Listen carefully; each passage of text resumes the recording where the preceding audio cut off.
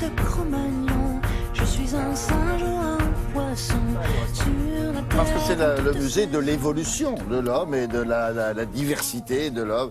Et que, bien entendu, on doit répondre à ces questions. D'où vient-on? Qui sommes-nous? Où va-t-on? Mais surtout, 6 ans de travaux. Ah oui. Plus de 90 millions d'euros de budget. Donc c'est vraiment un très, très gros truc et c'était très attendu. Quand on dit Pierrot Looking, non, ce sont des travaux ça. fondamentaux et on peut dire Oui. que ce musée a été complètement revu. Voilà. Alors pourquoi? Eh bien justement pour faciliter la circulation. Avant vous aviez ces musées à l'ancienne où il n'y avait pas ce qu'on appelle la scénographie. C'est très important la scénographie d'un musée, c'est la manière dont on va mettre en scène les œuvres de manière à ce qu'un peu comme dans un spectacle, vous allez aller à l'intérieur du musée et vous allez découvrir des petits endroits. Ça peut être des crânes d'animaux. Alors de toute façon, il y a tout. Il y a la paléontologie. Vous avez bien entendu la Joconde de là-bas, c'est la Vénus de Lespugue.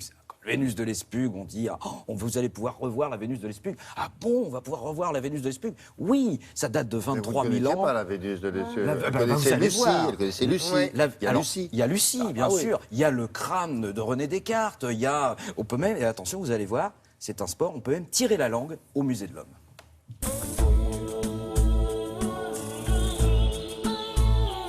On démarre tout de suite avec un cerveau pour penser le monde. Alors, bien entendu, au milieu, trône celui de l'homme, mais aussi pour comparer celui des animaux. Vous avez par exemple celui du crocodile. Il est à peine plus gros que celui du rat. Donc ça veut dire que le croco, il n'est pas très malin.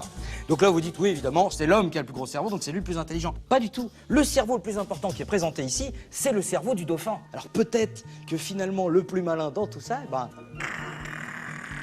c'est le dauphin. Alors, du 18e au 19e siècle, on n'a pas arrêté de mouler l'humain, de l'Inuit à l'Éthiopien, en passant par le Caucasien. Pourquoi est-ce qu'ils ont les yeux fermés? Tout simplement parce qu'ils étaient vivants et ils ne voulaient pas prendre de plâtre dans les yeux au moment du moulage. Et puis, il y a aussi la phrénologie. Au 19e siècle, on associe une fonction mentale à une zone du cerveau. Par exemple, il y avait la zone de la gentillesse, la zone de l'amabilité, puis il y avait aussi la zone de l'assassin.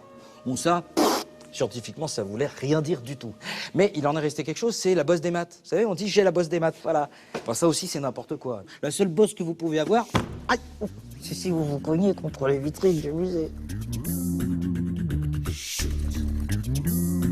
Ici, nous sommes au Palais des Langues. Pour les découvrir, c'est simple, il faut les tirer. Par exemple, le créole. Ok, d'accord. Et le russe, on tire. 7 milliards d'êtres humains, 7000 langues parlées. Alors, on les a pas toutes mis ici parce que ça aurait fait beaucoup de boulot. Enfin, vous avez bien compris le principe, c'est très simple. Et surtout, ça va avoir c'est assez clair. Voilà.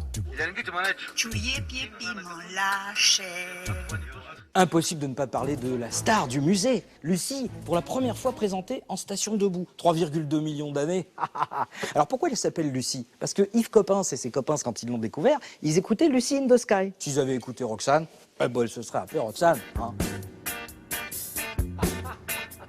Et ici, la Vénus de Lespugue, 23 000 ans dans un os de mammouth, qui aurait inspiré Pablo Picasso, tellement elle est magnifique. Dites bon, c'est vrai, mais enfin quand même, elle est endommagée. Oui, figurez-vous qu'au moment de l'excavation... Oh, mais non, je sens un truc qui résiste.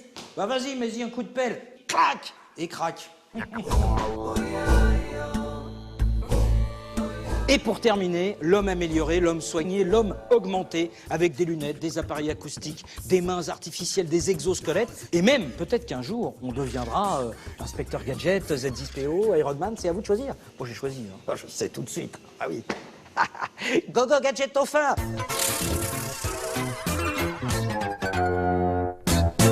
Là aussi, lui. Et bien sûr, ils sont tous là. Musée de l'homme, allez-y vraiment, ça vaut le déplacement. Et en plus, vous avez le café de l'homme pas loin. Alors, c'est vraiment, comment on dit par là? Alors, si vous passez près de la C'est Tour celui Eiffel. qui donne sur la terrasse qui est avec le Trocadéro et la Tour Eiffel. Exactement. Si vous passez par là, comme on dit. Merci beaucoup, Thomas. La météo maintenant avec Nathalie Riouet.